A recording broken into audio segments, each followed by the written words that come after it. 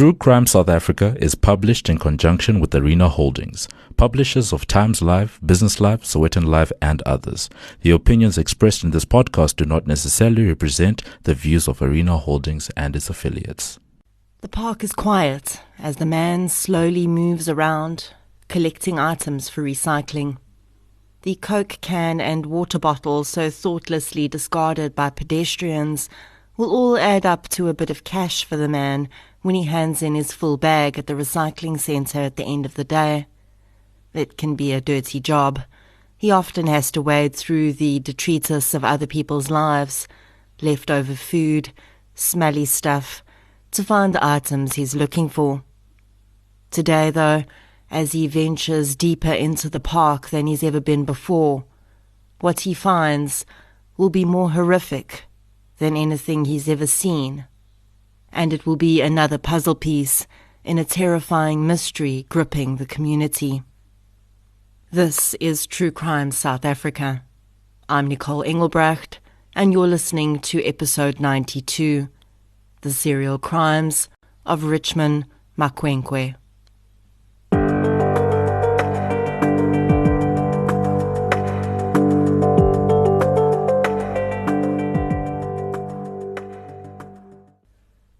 This episode is sponsored by Dial-A-Bed.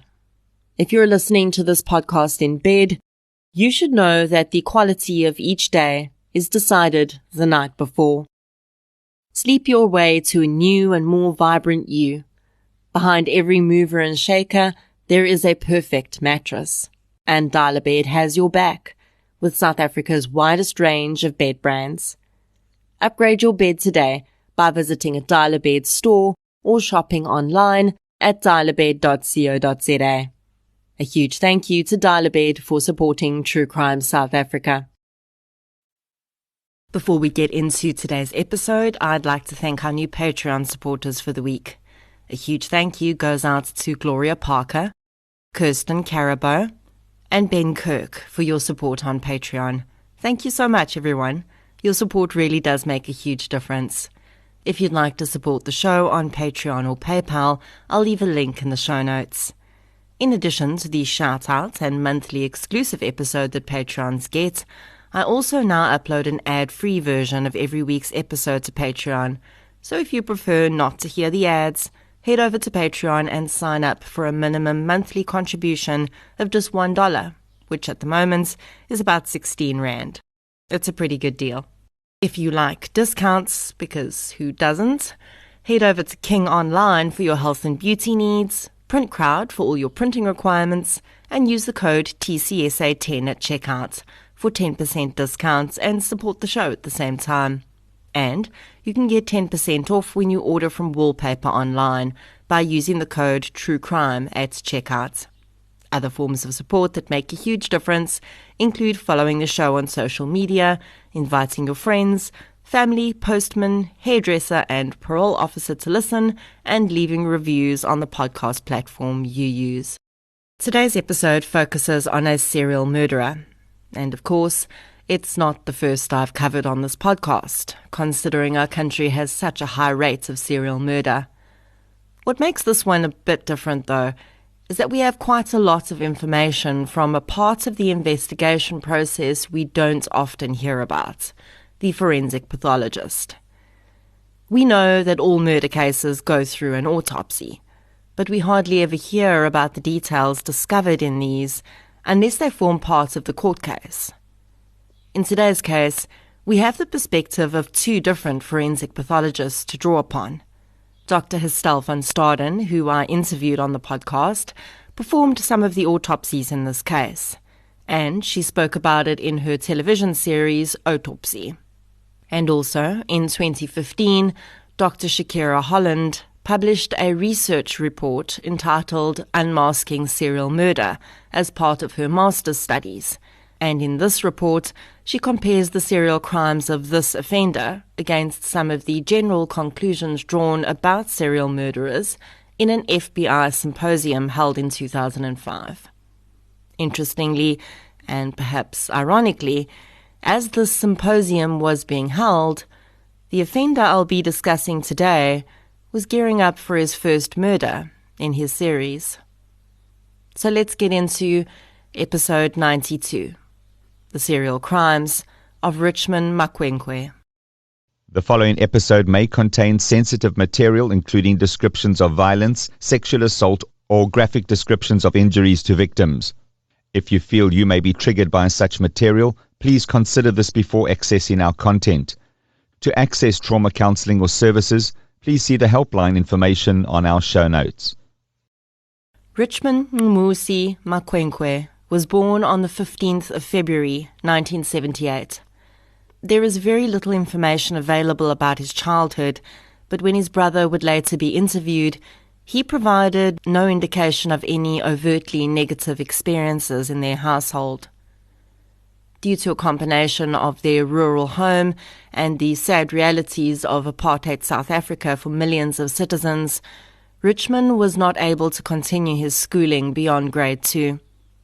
Later IQ tests would prove that this had nothing to do with his level of intelligence, as he tested in the average range. Richman would claim that his first sexual experience was at the age of 15 or 16, which he later felt was not entirely consensual, and was with a much older woman. He said that after this, he developed a fetish around wearing women's underwear, which aroused him sexually, but he could only indulge himself when he was not living with others, which, considering he was often not financially secure, was very seldom. In 1996, when he was 18 years old, Richman left his home for Cape Town, where he would spend 2 years working temporary jobs where he could find them.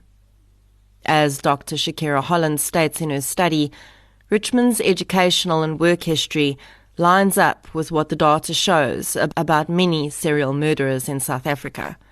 Most will only be casually or temporarily employed, and very often only have a primary school level education. Eventually, in 1998, Richman decided to move to Johannesburg in the hopes of gaining better employment opportunities. There, he worked in fast food outlets and took up gardening jobs. His past employers all described him as hard-working and honest. On the love front, Richman was doing relatively well too. He had 2 one-year-long relationships in 1999 and 2000 before meeting the woman who would go on to be his long-term girlfriend in 2001. Sheila Zoleka Kula became involved with Richman, and he moved into her home in Moffat Park in early 2002. Sheila lived in an informal structure in the backyard of a homeowner there, and for the most part their relationship seemed happy enough. When asked about his sexual tastes with the women he dated, Richman would later say that he didn't experience anything outside of what he would call normal sex, although he didn't expand on this.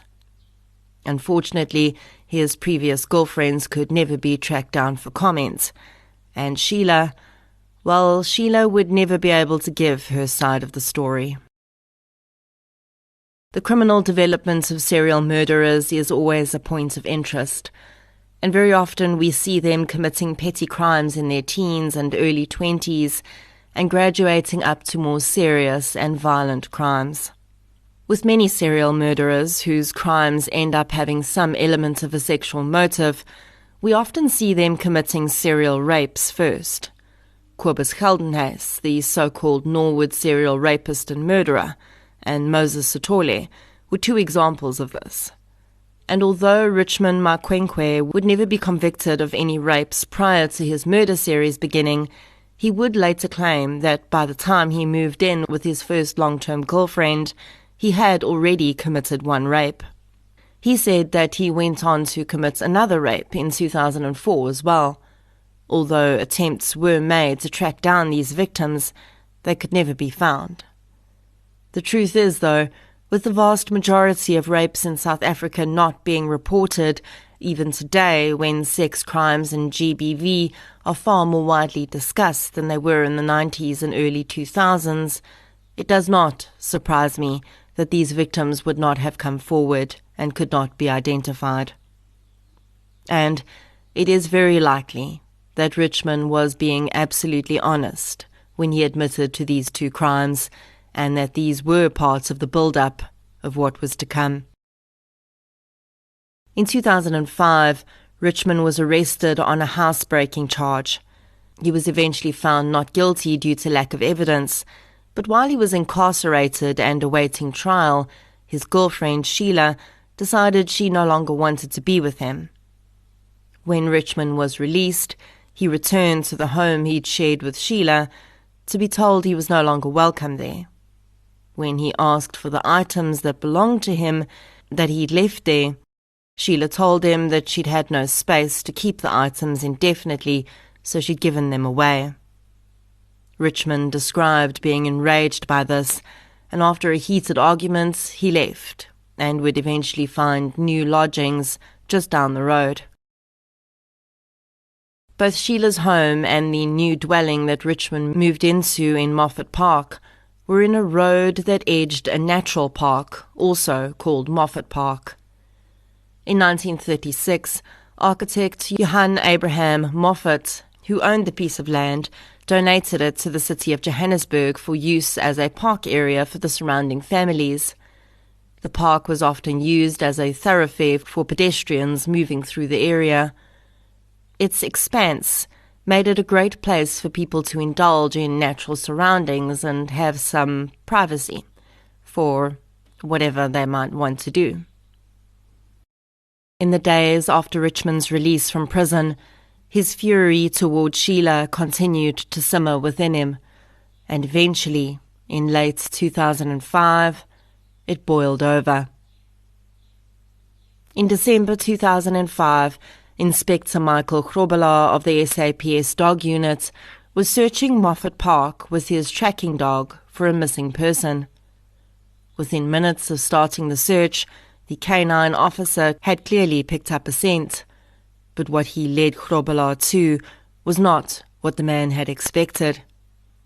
The missing person the team had been seeking had gone missing just days before, but under a tree, a significant distance into the park, the dog led his handler to a shallow grave which contained the severely decomposed remains of a woman. The body, wrapped in a grey blanket, was only partially covered in soil. Murderers often underestimate how difficult it actually is to dig a hole deep enough to bury an entire body and not leave any sign of the burial behind. This killer had not even gone half a meter deep before giving up, rolling the body in the blanket and heaping soil over it. In the episode of Autopsy about this case, Dr. Estelle van Staden recalls being a very newly qualified forensic pathologist when she was called out to attend the scene. The victim was dressed only in a dark blue t-shirt and a grey vest. Her hands were bound in front of her body with a piece of material, and then that material was tied to her thigh with a piece of wire. Estimating how long the body had been there was always going to be difficult, but Dr. van Staden noticed that skin slippage was already occurring on areas of the body, as well as significant bloating and discoloration of the body. There was no immediate way to identify the victim, but thankfully, although skin slippage had started to occur in other places of the body, the victim's hands were not yet as badly affected, so Dr. van Staden was able to take fingerprints. These fingerprints would then go on to be compared first to any open missing persons cases which may fit the victim profile, and if that failed to produce any leads, they would then be sent to Home Affairs in an attempt to compare them to fingerprints gleaned from identity document applications. The victim profile was basic. The body was that of a black female, aged approximately in her 30s. In life, she would have weighed about 55 kilograms, and she was 1.6 meters tall. Dr. van Staden noticed a hematoma, or collection of blood, in the occipital area of the skull, which is at the back of the head. This could have indicated that the victim was struck from behind at some point. This, however, was not severe enough to have been the cause of death, and due to the decomposition of the body, Dr. van Staden was unable to conclusively say what the cause of death may have been. It was noted that the victim was naked from the waist down, but again, due to the long exposure to the elements and the body's decomposed state, a sexual assault could not be ruled in or out, and although swabs were taken of the genital area, no identifiable DNA could be located. This would be the first victim of a murder series that Dr. van Staden would work on, although, of course, she had no idea at the time that this was not just a one-off murder. It would take another 3 months for a second victim to be found in Moffat Park. On the 26th of March 2006, a man collecting cans for recycling stumbled upon a shallow grave containing a body. The man had been drawn to the spot by a pile of rubble he'd seen, which he thought may contain some valuable items. Instead, as he was picking through it, he realized that the rubble had been purposefully placed there to conceal the body. Of this concealing or partial burying of bodies, Lieutenant Colonel Elmarie Myberg of the Investigative Psychology Unit says it's actually quite rare for offenders to attempt to bury or cover their victims. Most commonly, bodies will be left out in the open. But when this attempt at concealment does occur, Myberg says it can be helpful to investigators in 2 ways. Firstly, it can help to establish a pattern. If an offender does this once, they will likely do it again, and this can be used as similar fact evidence to link scenes together. The other way it's helpful is in the profiling process, because the attempt at concealment indicates what Myberg refers to as pseudo-remorse. This faux remorse is often built up when the perpetrator has formed some type of connection with the victim. Myberg warns, though, that one should not assume that this connection is the same as the type of connection other people may have. It may not necessarily be true that the offender actually knows the victim outside of the offence, but it does indicate that there was possibility of some level of interaction between them while the offence was being carried out, that it made the offender exhibit this pseudo-remorse in concealing the victim's body. When police arrived on the scene of this second victim recovery, they carefully picked through the rubble, not wanting to discard any possible evidence, and eventually unearthed the body of a male victim. The man was laying face down in a shallow grave. He was dressed only in a pair of white boxer shorts, and his hands were tied behind his back with a piece of denim material.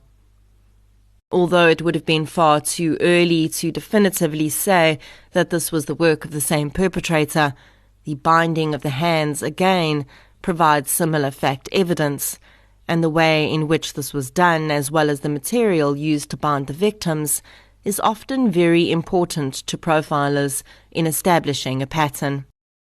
At autopsy, a further similarity to the previous victim was established. This victim also had hemorrhaging in the occipital area of the skull, but unlike the previous victim, here the pathologist could conclusively determine a cause of death.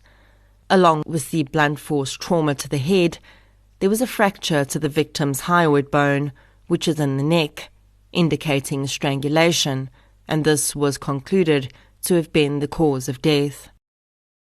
Identification of this victim was also not immediately available, and sadly, although police would come to understand how the man had fit into the picture, and even possibly learn his first name, he would never be fully identified. The man was in his 30s and had weighed approximately 60 kilograms in life. He was 1.6 meters tall. Although it was believed that the victim had been in the grave for some time, he was less decomposed than the previous victim, and this was because of the position in which he'd been placed. When a body is left face up, it is far easier for insects to gain access to the body through the cavities in the face and the genitals if the victim is naked. These insects will speed up the decomposition process slightly and break down tissue. So the fact that this male victim was placed face down in the grave meant that insects took longer to move into the body. Because the victim was naked except for his boxer shorts, a sexual assault kit was done. It yielded no results, and there did not appear to have been any penetration of the anus. At this point, the words serial killer were not on the lips of many people, at least not publicly. In fact, though, it would later become apparent that police had considered the possibility of a serial offender this early on, but they would not admit to this until several more bodies had been found. 2 months after the male victim was discovered, another gruesome find was made in Moffat Park. This time, the victim was in a very advanced state of decomposition, to the point where the body was already partially skeletonized. The body was discovered by a man collecting firewood in the park, and it was clear that the victim had also been burned after her body had been partially buried by a veld fire that had occurred in the area the month before. The fire had changed the decomposition process and damaged tissue across most of the body, so it was very difficult to tell when the victim had been killed, and again, physical identification was going to be a serious challenge. In this case, though, when the victim's body was lifted out of the grave, a vital clue was found nestled under her body: a school blazer. The blazer had been protected from the fire by the victim's body and was perfectly preserved. Inside the blazer pocket, Mike van Aert, the seasoned detective who had by now been assigned to the case due to his significant experience with serial murder cases, found another clue. It was a single key that looked like it would fit the front door of a house. The autopsy of this victim found that due to the extensive skeletonization of the remains, no conclusive cause of death could be found. The body was believed to be that of a young black female between the ages of 16 and 23 years old. When the victim was found, she was wearing the remains of a white button-up shirt and a white vest, as well as grey pants. The zip on the pants was pulled down and the button was undone.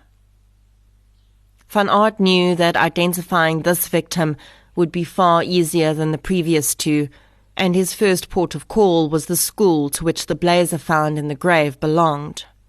The school principal immediately gave Van Aert the name of one of their grade 8 pupils who'd gone missing on her way to school in March that year.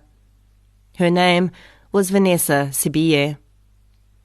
With the name, Van Aert called on the girl's family, and while he cautioned them that he could not positively say that the remains did belong to Vanessa, there was sadly a very good chance it was her. He did have one more thing he wanted to check, though: the key that had been found in the victim's blazer.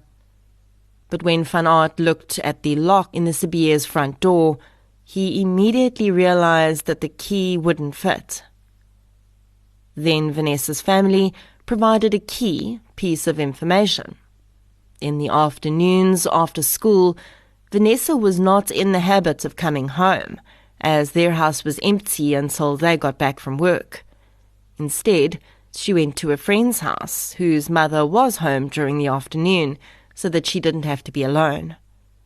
They gave the detective the address of the nearby house, and sure enough, the key fit that house's lock. Van Aert was now even more certain that the victim in the grave in Moffat Park was Vanessa Sibiye. Due to the almost complete skeletonization of the body and the lack of any significant tissue on the remains, a DNA identification was going to be difficult.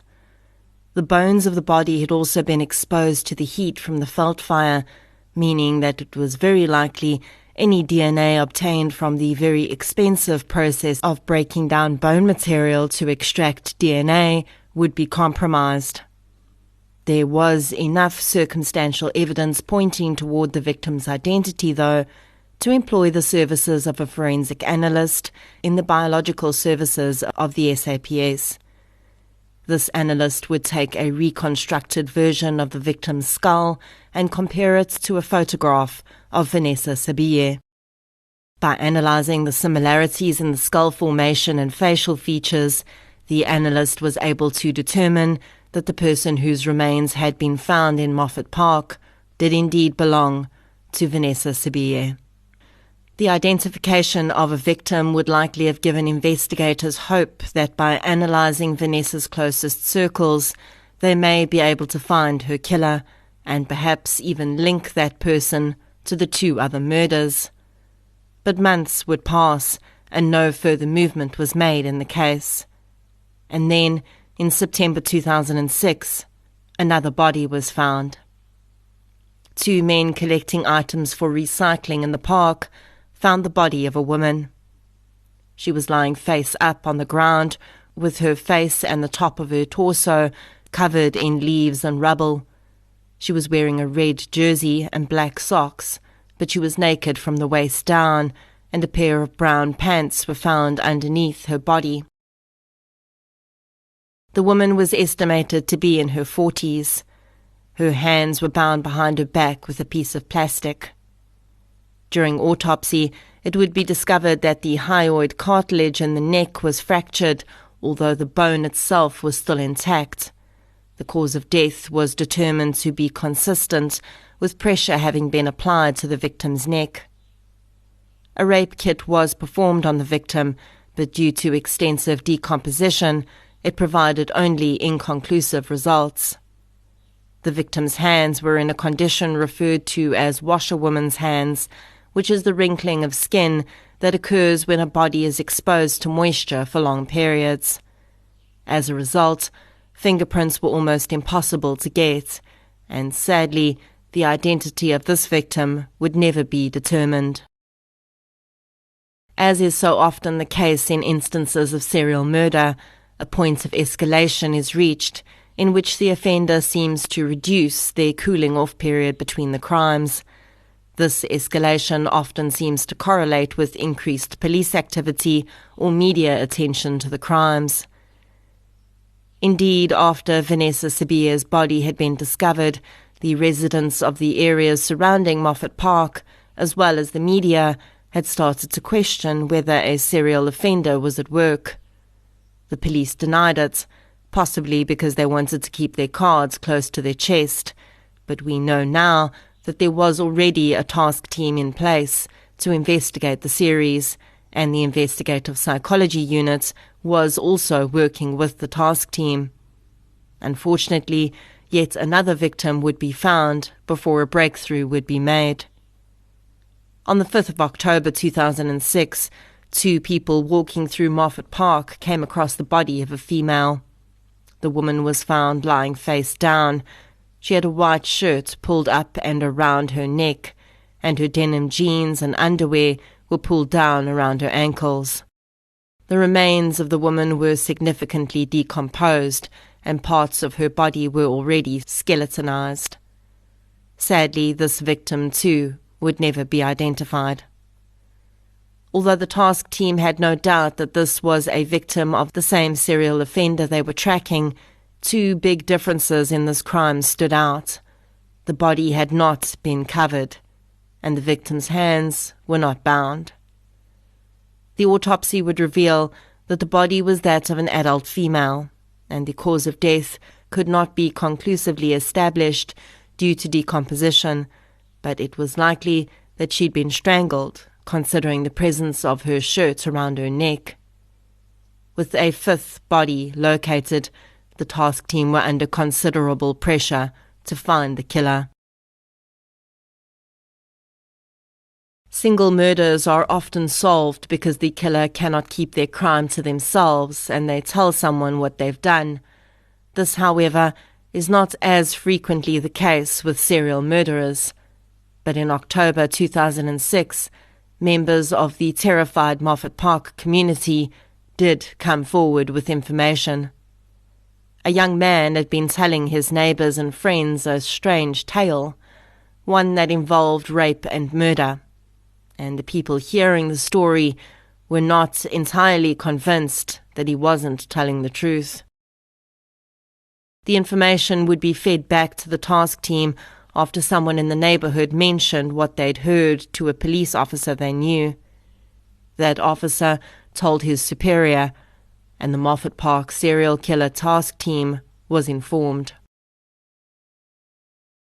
The man behind the apparent confessions was Richman Makhwenkwe. Police checked the man's background and found that he lived on a road that bordered Moffat Park. They also discovered that he'd previously lived with his girlfriend nearby, and when they went to interview that girlfriend, it turned out she hadn't been seen for quite some time.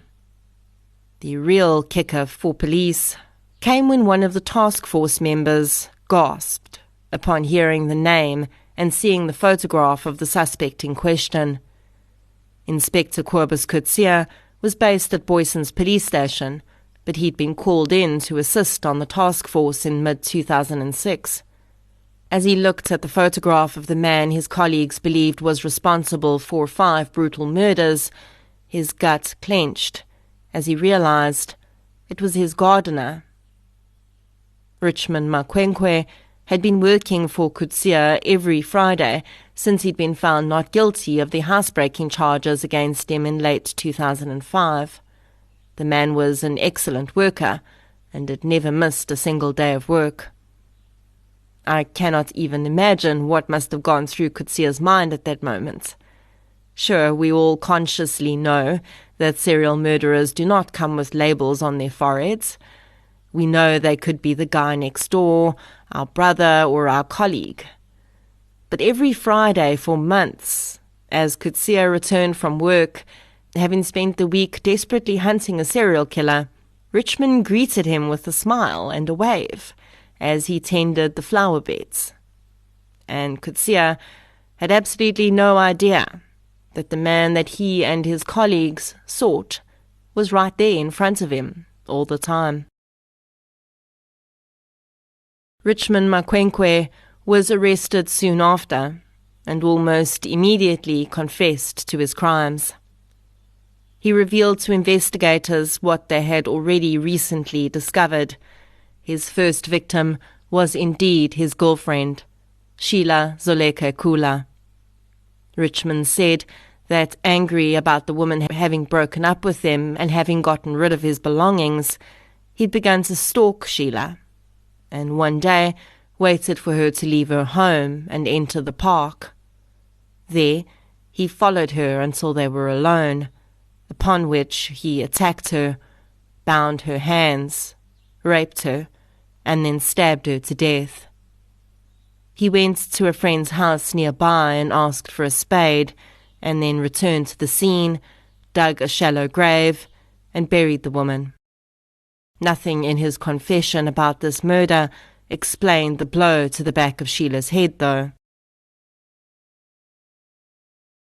Richman then told investigators that the day after Sheila's murder, he'd started hunting someone else.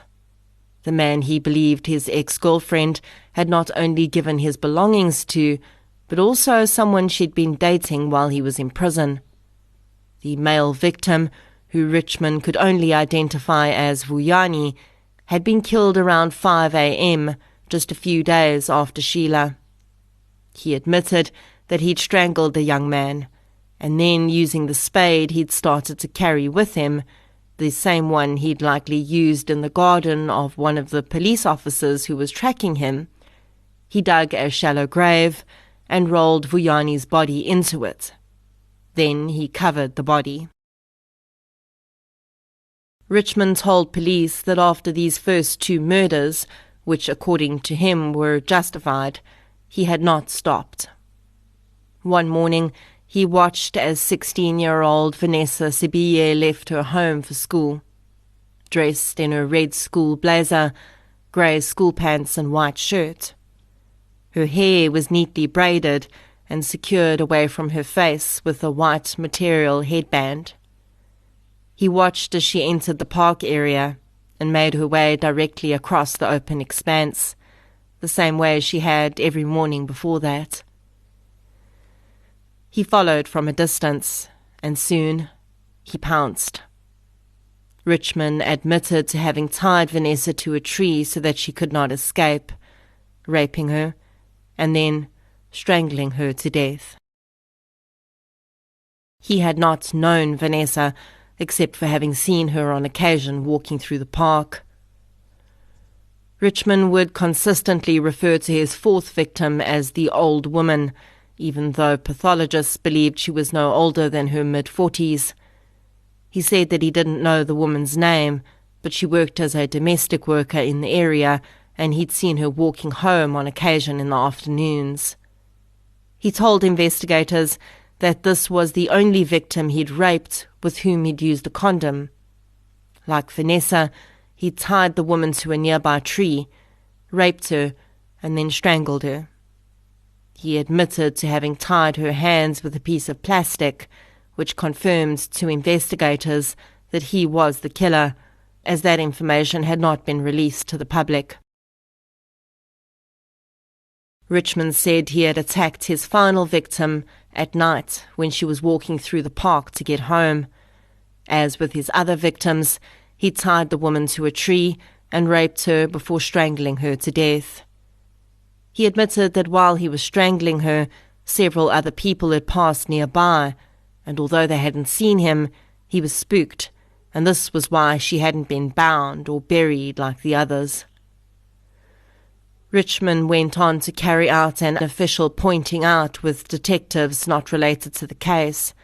Captain Mike van Aert noted how, although the locations were difficult to pinpoint, the man was able to take them to each and every spot, and the GPS coordinates of the pointings out matched up perfectly with those that had been recorded when the scenes had originally been found. Richman further admitted that he'd frequently returned to the scenes of his crimes. He had not interfered with the bodies after their burial and before they were discovered, but he said he'd used the scenes as a type of church. He would go there on Sundays and pray. When he was there, he said, he felt an intense sense of peace. But when he left and was among living people again, he felt dangerous and unsettled. Despite providing a full confession, Richman Makhwenkwe decided to plead not guilty when he was charged with 5 murders and 3 rapes. He was denied bail as he awaited trial.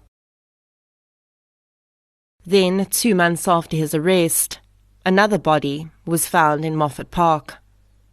The body, which was severely decomposed, could well have been another of Richman's victims, although the man denied it. The other option was that this was the work of a copycat killer. Although at the time, police said that they were hopeful they would be able to connect the victim to Richman, this did not happen, and according to one article, it would turn out that the murder had been completely unrelated to the series. Then, in February 2007, just as Makhwenkwe was getting ready to stand trial, Moffat Park revealed a 7th body. The condition of this body, though, told investigators that there was very little chance it had been the work of the serial killer, and the female victim's murderer was eventually identified as her boyfriend, who'd seen coverage of the murder series and thought Moffat Park was a good place to dispose of his own victim. When the trial of Richman Makhwenkwe eventually started in 2008, his defense team attempted to make something of the fact that the man's DNA could not be detected on any of the victims, and the only thing tying him to the murders was his own confession. The inconclusive DNA, of course, was as a result of the bodies being so badly decomposed, and this in itself also became a topic of discussion during the trial. The defense would try to use the wildly varying levels of decomposition between the different victims as a factor they claimed proved Richman's innocence. In many of the cases, They attempted to claim that the victims had been killed while Richman was actually awaiting trial and incarcerated for the housebreaking charge, and therefore he could not be guilty of their murders. In her research paper, Dr. Shakira Holland addresses the difficulties in determining an approximate date of death solely from the rate of decomposition in an unidentified victim, where no known last movements are available. Holland says that this is an issue faced by forensic pathologists across the world, and she cites one particular study in which 25 deceased individuals, all having died at similar times and having been buried in the same cemetery, and whose bodies had been treated exactly the same way before burial, were exhumed 5 years after their death. Despite it being a proven fact that all the deceased had died within days of each other and been buried soon after, each of the bodies presented in markedly different stages of decomposition. Holland explains that in many South African serial murders, bodies left out in the open veldt can be subjected to unintentional destruction of evidence. The longer the body is exposed to the elements and the different factors that play into the rate of decomposition, the less likely it is that the victim will ever be identified, and perhaps neither will their killer. In the Moffat Park series, the third victim, Vanessa Sibiye, was in a far more advanced stage of decomposition, despite having spent a shorter period in the veldt than some of the other victims. This was undoubtedly aided by the veldt fire, which had occurred, but for many of the victims, weather patterns, insect activity, and the position in which their bodies had been left also played a major role in their rates of decomposition. Thankfully, there was absolutely no scientific basis for the defense to use the rates of decomposition as unequivocal proof that Richman had not committed the crimes, and in 2008, he was found guilty of all charges against him. He was handed down 4 life sentences, plus an additional 20 years for the rapes and robbery of some of his victims. Richman Makhwenkwe would only serve 3 years of his sentence, though, because in 2011, after a short illness, he passed away while incarcerated. The Moffat Park series quite closely resembles some of the other series we've seen in South Africa. Many of our serial murderers attempt to explain away their crimes by claiming the revenge motive. Moses Sithole did the same. He claimed to have started killing women to avenge a false rape accusation for which he was incarcerated. Richman Makhwenkwe would at one point tell police that really he'd only wanted to kill his ex-girlfriend and her new boyfriend, and the other 3 victims had to be killed because they frequented the park and he was worried they'd seen him commit his crimes. Of course, that is a complete load of hogwash. And really, Richman's escalation and progression into murder, even the age at which he started committing the murders, lines up perfectly with all the data collected internationally and locally about serial killers. Although he may have liked to think that he was on some honorable crusade sparked by the disloyal actions of a woman, really, he was just a textbook example of so many that had come before him, and that no doubt will follow in his wake.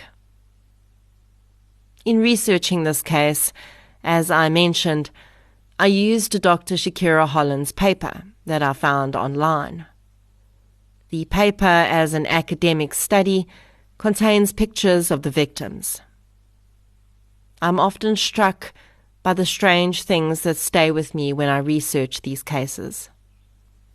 The pink toenail polish on the feet of a woman who's just been viciously murdered by her partner.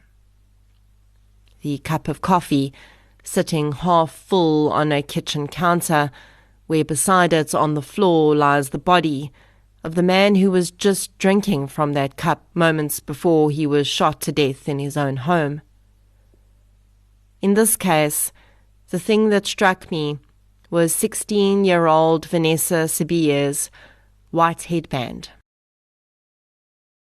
I cannot for the life of me explain why, but when I looked at photographs of her remains and saw that headband, I felt immensely sad. Of course, I felt sad for all the victims, but somehow, in that moment, most especially for Vanessa. I think it's because it's such an ordinary sign of the normal, happy teenager she was. I can almost picture her on the morning of her death, standing in front of the mirror, admiring her beautiful long braids, pressing them back to conform to school standards, and then securing them in place with that white headband. She'd fully intended to come home that afternoon and take that headband off, probably toss it onto her bedside table or dresser along with the other detritus of teenagehood. But she wouldn't. She would never touch that headband again. Instead, it would be captured in an autopsy photograph, still on her skull. Her long, beautiful braids, one of the only marks of her identity to have survived the ravages of nature. The victim of the rage of something much more unnatural. I think, especially when I cover serial murder cases, I now specifically and perhaps subconsciously look for that one thing. I look for the thing that's going to remind me, and hopefully you, that these are human beings. Because it would be easy to forget that among the legal jargon, the medical terms, and the descriptions of the offender's actions. It would be easy to let their humanity slip away unnoticed if it weren't for the pink nail polish, the half-drunk coffee, if it weren't for the white headband. Those things remind us we were here, we lived, and yes, we died at this man's hands. But more importantly, we lived. Sheila Kula, Vanessa Sibiye, Vuyani, and the 2 unidentified female victims. Rest gently.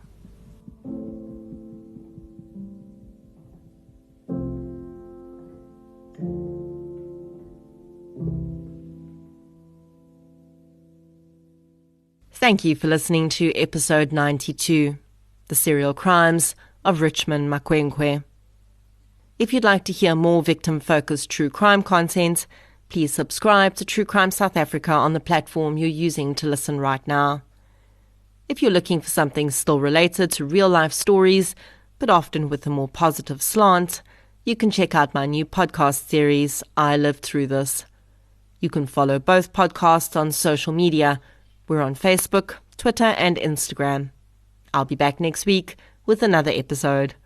Until then, thank you for your support, and I'll chat to you soon.